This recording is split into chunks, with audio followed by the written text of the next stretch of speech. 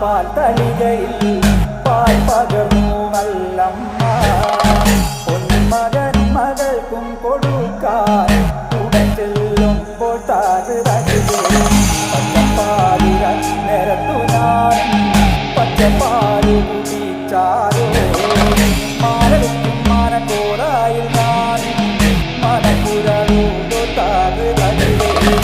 ഇങ്ങനെ മാല വയ്ക്കുവാനായി വരവുണ്ടെന്നങ്ങനെ കേട്ടപ്പോഴേ നാളത്തെ പാൽ നൊയമ്പു ഞാൻ